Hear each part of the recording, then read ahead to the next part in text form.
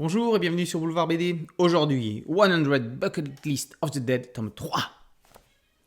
Akira et Kenichiro quittent Tokyo à moto. Mais ce moyen de transport n'est certainement pas le plus efficace pour être en sécurité dans un monde infesté de zombies. Le 17e item de la liste des envies d'Akira est monter dans un camping-car. Il va trouver son bonheur à la Saitama Hyper Arena, autrement dit le salon du camping-car. Une maison roulante équipée d'une cuisine et de toilettes, un espace de bien-être en toutes circonstances sans avoir à se soucier des zombies. Nul besoin de se soucier non plus de chercher une couche grâce à ce compagnon de voyage personnalisable.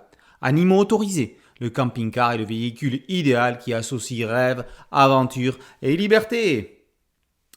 La série de Haro Azo et Kotaro Takata, que l'on a pu voir en entretien lors du PAM organisé par Kana, le Pop Asia Matsuri, salon de BD virtuel qui s'est tenu le week-end du 18 décembre, font évoluer leur série vers le road movie.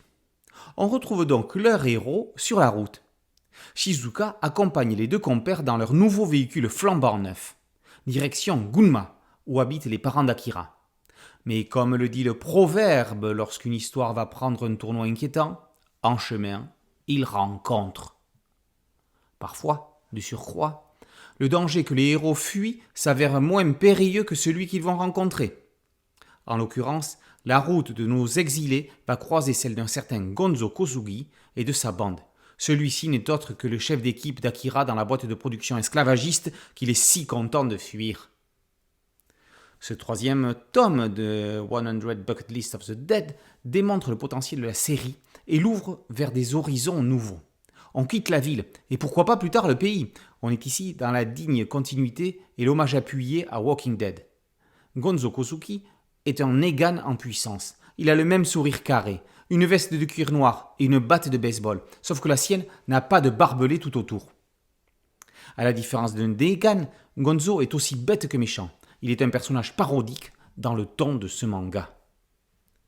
Outre cette référence comics, le lecteur franco-belge ne pourra pas s'empêcher de penser à Lucky Luke en voyant les camions entourer le camping-car comme les diligences se mettant en cercle lors d'attaques indiennes. Alors que les éditeurs cherchent le nouveau Naruto ou le prochain One Piece, 100 Bucket List of the Dead s'inscrit comme un blockbuster en puissance. La liste des envies d'Akira Tendo est encore longue et c'est tant mieux. 100 Bucket List of the Dead, tome 3, par Haro Aso et Kotaro Takata, est paru aux éditions Kana. Boulevard BD, c'est un podcast audio, une chaîne YouTube. Merci de liker, de partager et de vous abonner. A très bientôt sur Boulevard BD. Ciao.